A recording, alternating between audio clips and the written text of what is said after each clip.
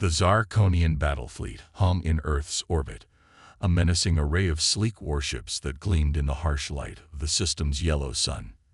Admiral Vex Thor stood on the bridge of his flagship, mandibles clicking in anticipation as he surveyed the blue-green planet below. His compound eyes reflected the holographic display, showing Earth's pitiful defenses. A handful of outdated satellites and a few primitive space stations. This conquest would be swift, decisive, and add another jewel to the Zirconian Empire's ever-expanding crown. My lord, his second-in-command, Sub-Commander Zikra, approached with a deep bow. The humans have not responded to our ultimatum. Their communication channels are in chaos. It appears they're still arguing among themselves about how to proceed. Vex Thor chittered in amusement. Typical of such an immature species, they can't even present a united front in the face of annihilation. Prepare the first wave of our assault. Let's give them a taste of true power. As Zikra turned to relay the orders, a junior officer's mandibles suddenly clacked in alarm. Admiral, we're detecting a massive energy surge from the planet's surface. Before Vex Thor could demand more information, a blinding flash erupted from Earth. A wave of pure energy washed over the Zirconian fleet, and to the Admiral's horror, ship after ship went dark. Weapon systems failed, shields collapsed, and even life support systems sputtered and died. On the surface of Earth, in a hidden bunker deep beneath the Rocky Mountains, General Sarah Chen allowed herself a grim smile as she watched the alien fleet go dark on her monitors. The EMP cannon works perfectly, she announced to the room full of tense military and civilian leaders. Phase 1 complete. Initiate Phase 2. Across the globe, hidden launch sites sprang to life. Sleek, experimental spacecraft rose from camouflaged hangars, their pilots ready for humanity's first foray into interstellar combat. These ships, the product of decades of reverse engineering alien technology from crashed UFOs, represented Earth's secret ace in the hole. As the human fighters engaged the crippled Zirconian fleet, Admiral Vex Thor could only watch in disbelief. His mighty armada, pride of the Empire, was being systematically dismantled by a species he had dismissed as hardly better than animals. The few Zirconian ships that managed to restore partial power were no match for the surprisingly advanced human vessels. The United Nations Security Council chamber, world leaders watched the battle unfold via satellite feeds. The Chinese premier, Li Xiuying, turned to her American counterpart. It seems your Area 51 was more than just conspiracy theories after all, Mr. President. President Gabriel Reyes nodded, his face grim. Area 51, dull space, Pine Gap. We've been preparing for this day for over 70 years. Ever since Roswell, we knew they were coming. We just had to be ready. Back in space, Sarah Chen's voice crackled over the comms of every human fighter. Remember your training, people. We're not just fighting for Earth, we're fighting for humanity's place among the stars. Let's show these aliens what we're made of. The battle raged for hours, but its outcome was never in doubt. By the time Earth's sun set over the North American continent, the Zirconian invasion fleet was in ruins. Captured alien officers were being interrogated, their technology examined and cataloged by eager human scientists. Admiral Vex Thor, bound and under heavy guard, was brought before a panel of Earth's military leaders. General Chen stepped forward, her eyes hard as she addressed the alien commander. You came here expecting to find an easy conquest. Instead, you found humanity. Remember this day, Admiral. Remember what happens when you underestimate us. As news of Earth's victory spread across the planet, celebrations erupted in every city. Humanity had faced its first true extraterrestrial threat and triumphed, but in the halls of power, leaders knew this was only the beginning. President Reyes addressed the UN General Assembly, his words broadcast to every corner of the globe. Today, we have revealed ourselves to the galaxy. We have shown that humanity will not go quietly into the night. We will not surrender our freedom, our dignity, or our home. And now, we must prepare for what comes next. In the following days, Earth's governments united as never before. The existence of secret space programs and advanced alien-derived technology was revealed to the public. New era of open innovation and global cooperation dawned as humanity prepared to take its place among the stars. Factories were retooled to produce starships and advanced weaponry. The best and brightest minds were recruited to expand upon the alien technology. And in orbit, construction began on Earth's first true space fleet, an armada that would carry human explorers, diplomats, and if necessary, soldiers to the farthest reaches of the galaxy. As the Zarkonian prisoners watched in disbelief, humans took to the stars with unprecedented speed and determination. Scout ships were dispatched to nearby star systems, establishing Earth's presence and gathering intelligence on the wider galactic community. In the flagship of this new fleet, the ESS Horizon, Captain Aisha Cosmi looked out at the star-studded void, a mix of excitement and apprehension in her heart. Humanity had defended its home, but the real challenge was just beginning. How would the other spacefaring races react to this new player on the galactic stage? Would Earth find allies among the stars, or would they face a hostile universe alone? As the Horizon prepared for its first faster-than-light jump, Aisha thought of the ancient words that had been inscribed on the ship's hull, a message to both her crew and any aliens they might encounter. We came in peace for all mankind, but we will defend our home with all our strength. Earth endures. Humanity prevails. With a flash of light, the Horizon disappeared into the depths of space, carrying with it humanity's hopes, dreams, and indomitable spirit. The galaxy would never be the same again. Galactic repercussions. The news of Earth's decisive victory over the Zarkonian invasion force spread through the galaxy like wildfire. In the grand halls of the Galactic Council on Centauri Prime, representatives of 100 alien races buzzed with a mixture of fear, admiration, and disbelief.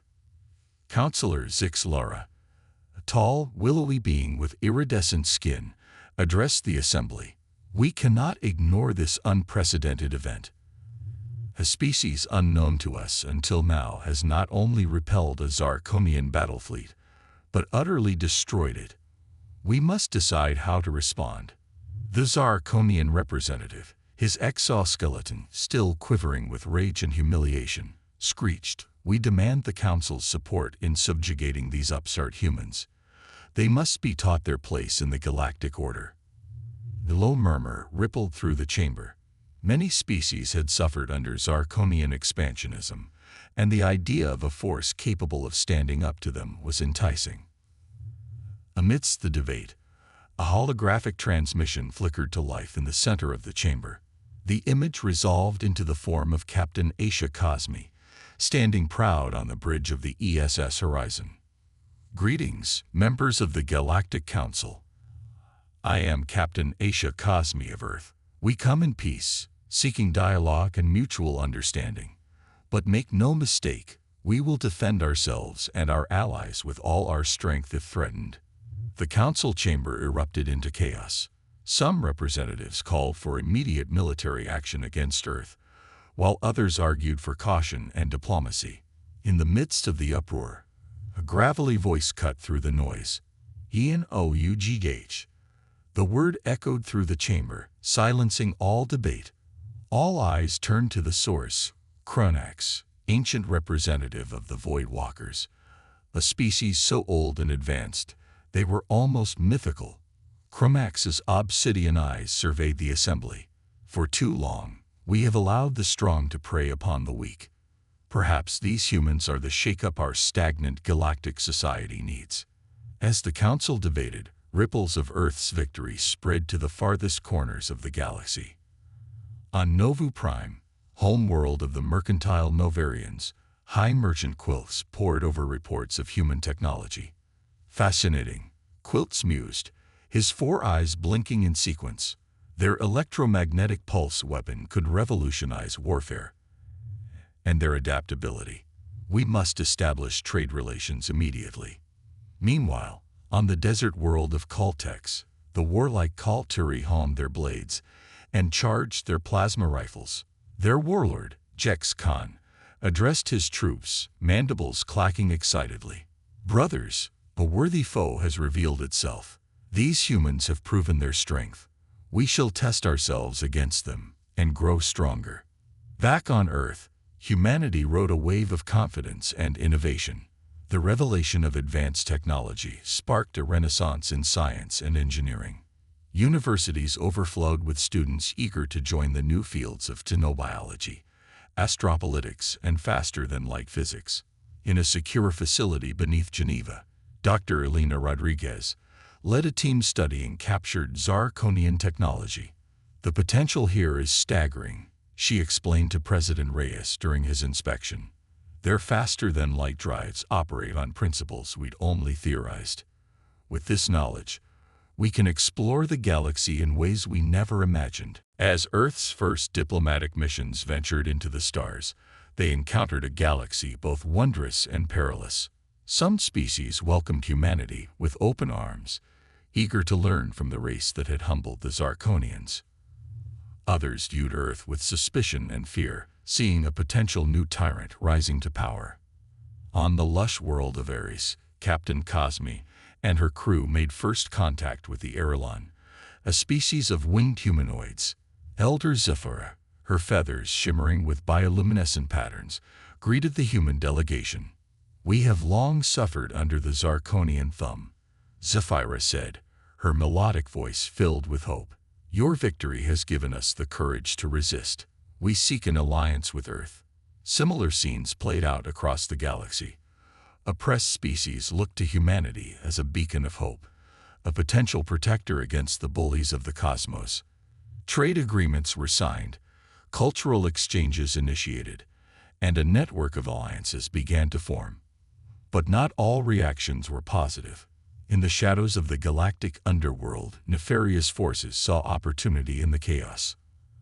On the sprawling space station known as Nova Nexus, a meeting of the galaxy's most notorious crime lords took place.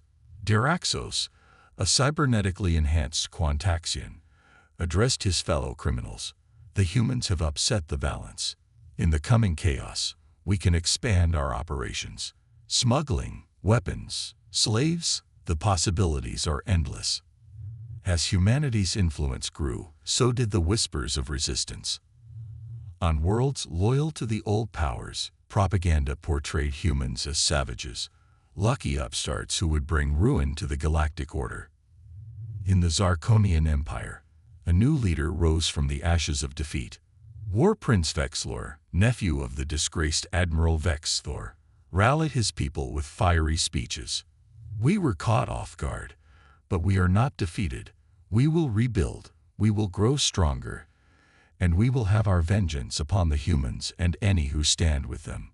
The Galactic Council, after weeks of heated debate, finally reached a decision.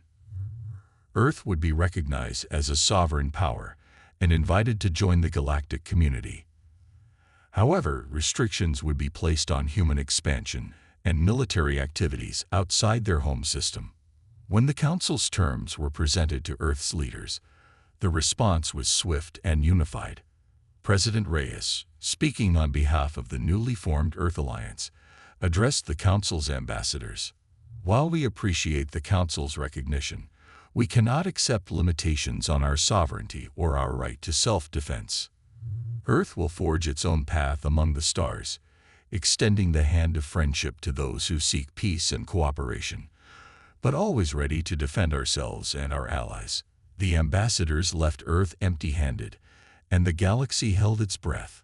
Would this be the beginning of a new era of peace and cooperation, or the first spark of an interstellar war? As the ESS Horizon prepared for another mission of exploration and diplomacy, Captain Cosme received a secure transmission from Earth Command. New orders directly from President Reyes himself.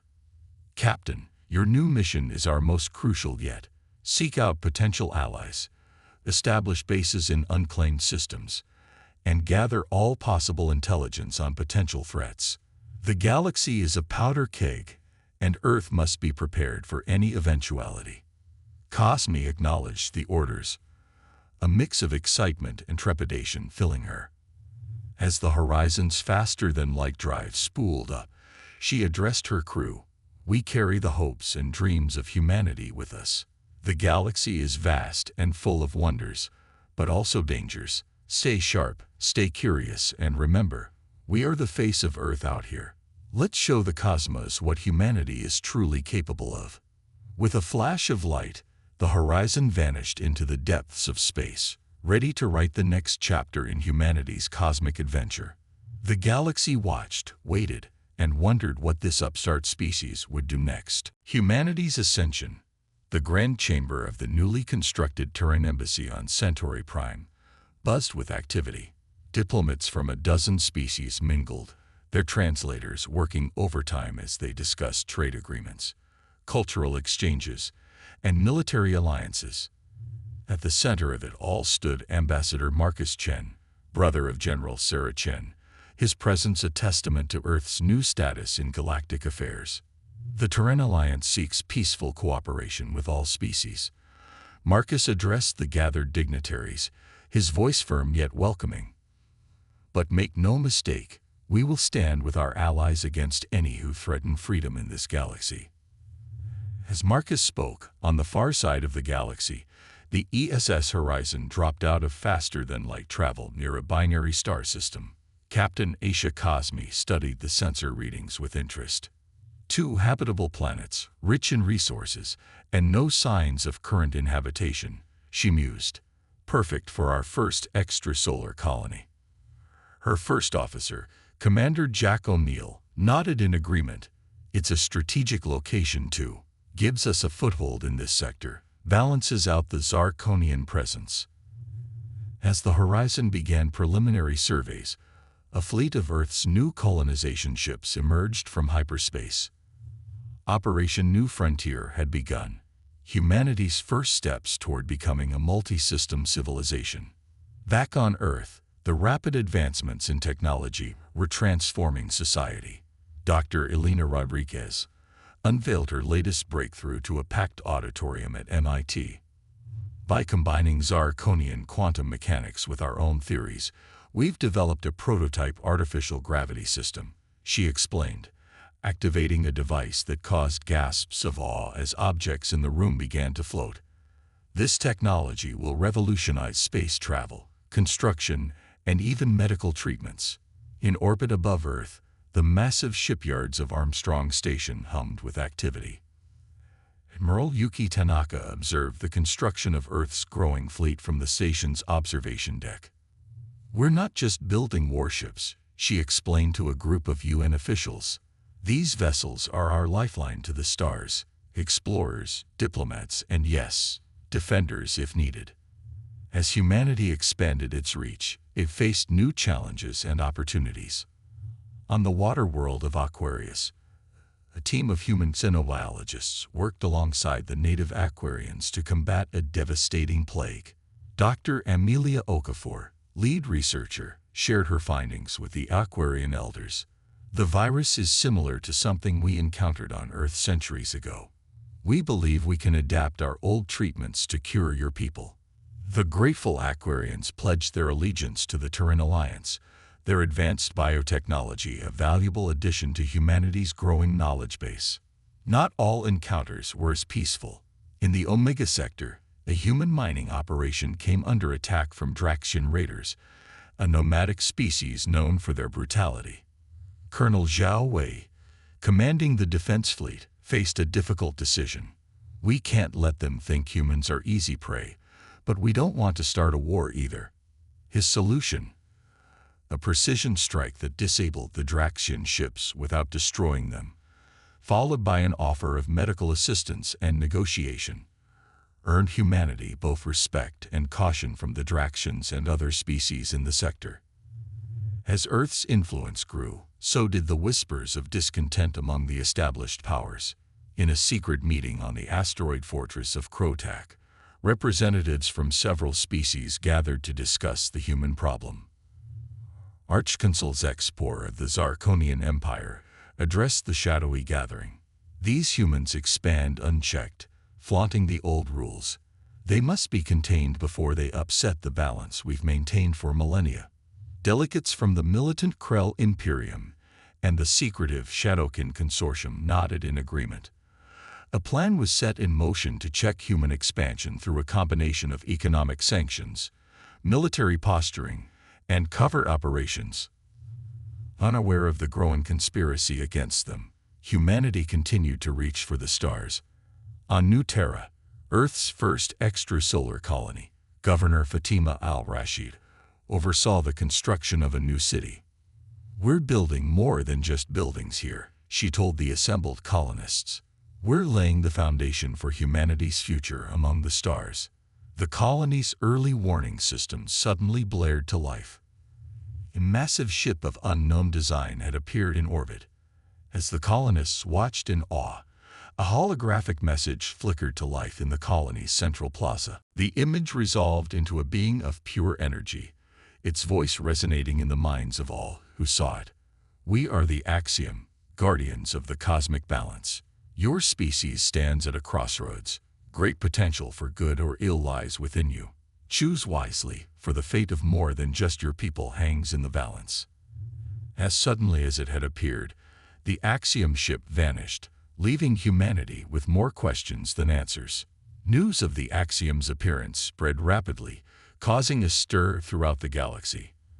On Centauri Prime, the Galactic Council convened an emergency session to discuss this new development.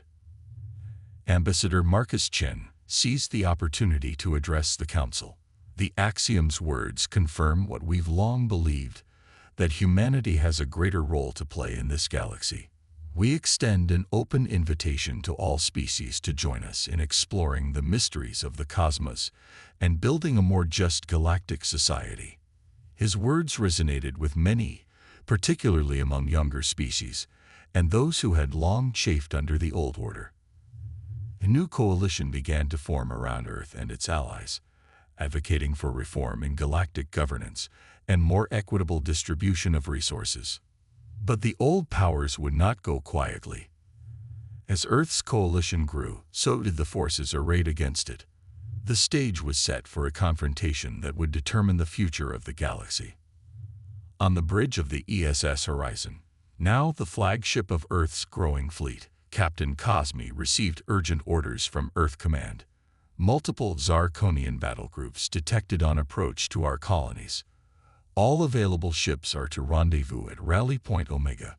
This may be the battle that decides humanity's future. As the Horizon prepared for faster-than-light jump, Cosme addressed her crew. "We knew this day might come. Everything we've worked for, everything we've built, it all comes down to this. We carry the hopes of Earth and all our allies with us. Whatever happens, let's show the galaxy what humanity is made of." With a determined nod from her crew, Cosme gave the order. In a flash of light, the Horizon jumped into hyperspace, racing to meet destiny head-on.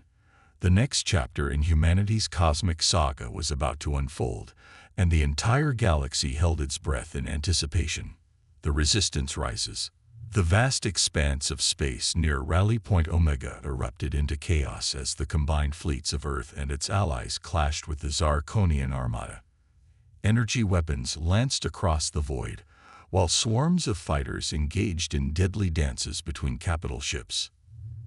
Aboard the ESS Horizon, Captain Aisha Cosme barked orders as her ship weaved through the melee. "Concentrate fire on their flagship. We take out their command and control. We might end this before it really begins." The battle raged for hours, with losses mounting on both sides. Just as it seemed the tide was turning in humanity's favor, a new threat emerged. Massive warships belonging to the Krell Imperium and Shadowkin Consortium decloaked, catching Earth's forces in a deadly crossfire. "It was a trap," Commander O'Neill growled, his hands gripping the tactical console. "They meant to crush us all at once." Cosme's eyes narrowed as she assessed the situation. "Maybe so, but humanity doesn't go down without a fight. All ships initiate Protocol Omega." Across the battlefield, Earth's ships began to emit a strange energy signature. Suddenly, they vanished from sensors, only to reappear moments later in completely different positions. The experimental phase shift technology, reverse-engineered from captured alien tech, was working better than anyone had dared hope. The sudden shift in tactics threw the enemy into disarray, but the sheer weight of numbers was still against the Earth Alliance. As the battle hung in the balance, an unexpected transmission cut through the chaos. "This is Elder Zephyra of the Irulan Confederation. Our fleet stands ready to assist. The humans stood by us in our time of need.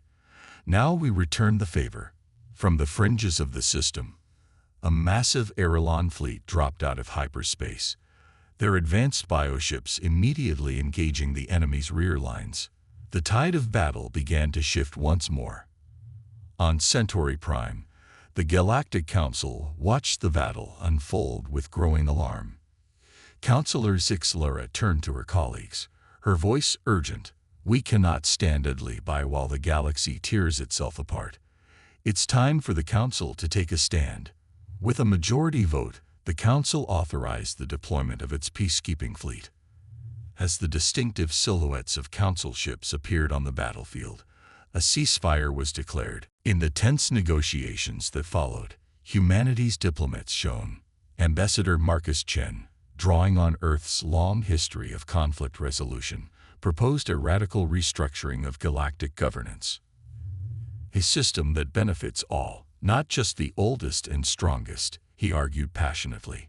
To everyone's surprise, the axiom reappeared, lending their ancient wisdom to the proceedings. Their presence served as a reminder of the greater cosmic stakes at play. Part 5. A New Galactic Order. In the months that followed the Battle of Rally Point Omega, the galaxy underwent a profound transformation. The old power structures crumbled, replaced by a more equitable system that gave voice to younger species and emphasized cooperation over competition. Earth, once an unknown backwater, now stood at the forefront of this new galactic order. The Terran Alliance became a beacon of innovation, exploration, and diplomacy. On New Terra, now a thriving hub of interspecies cooperation, Governor Fatima al-Rashid presided over the opening of the Galactic Academy of Sciences. Here, the brightest minds from across the cosmos will come together, sharing knowledge and pushing the boundaries of what's possible, she declared to the assembled crowd of humans and aliens alike. In Earth's orbiting shipyards, Dr. Elena Rodriguez unveiled humanity's most ambitious project yet, the Starseed Initiative, she explained, gesturing to the massive vessel taking shape before them. A generational ship capable of crossing the intergalactic void, humanity's first step beyond the Milky Way. But it wasn't just in grand projects that humanity's impact was felt. Across the galaxy, human ingenuity and adaptability left its mark. On the harsh desert world of Caltex, human agricultural experts worked alongside Kalturi warriors, turning barren wastes into fertile farmland. "You've given us a new way to prove our strength," Warlord Jex Khan admitted, watching green shoots push through the sand. "By nurturing life instead of taking it." In the sprawling markets of Nova Nexus, once a hive of criminality, reformed Earth laws on rehabilitation and social justice were transforming lives. Former smuggler Rixta, now a legitimate business owner, summed it up best. "The humans showed us there's always another way, always a chance for a fresh start." Even old enemies found common ground. On a Zarkonian colony world ravaged by a devastating solar storm, human aid workers worked tirelessly alongside their former foes. War Prince Vexlor, surveying the joint rebuilding efforts, grudgingly admitted, "Perhaps there is something to be learned from human resilience after all." As the galaxy settled into its new rhythm, the ESS Horizon prepared for its greatest mission yet. Captain Cosme addressed her crew, a mix of humans and aliens from a dozen species. "We've been tasked with making first contact with a newly discovered civilization on the far rim of the galaxy," she announced. "This mission embodies everything we fought for: exploration, diplomacy, and the chance to expand the circle of galactic cooperation." As the horizon disappeared into the depths of space, Back on Earth, President Reyes addressed the United Nations. A century ago, we looked up at the stars and wondered if we were alone. Today, we stand as citizens of a vast, diverse galactic community. We've faced challenges that once seemed insurmountable, and we've emerged stronger for it. But our journey is far from over. He paused, his gaze sweeping over the assembly before looking directly into the cameras broadcasting his speech across Earth and to every human settlement among the stars. The galaxy has changed us, it's true, but we've changed the galaxy as well. We've brought our unique human spirit to the cosmic stage, our creativity, our determination, our capacity for growth and change, and in doing so, we've helped shape a better future for all sentient beings. As we look to the future, let us remember the lessons of our past. Let us continue to reach out in friendship, to stand firm against tyranny, and to push the boundaries of what's possible.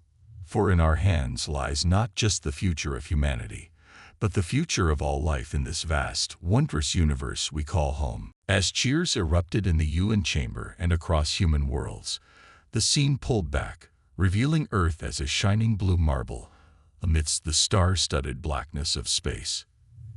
A testament to how far humanity had come, and a promise of the incredible journey still ahead. The galaxy would never be the same, and humanity, adaptable, resilient, and ever curious, was ready for whatever challenges the cosmos might bring next.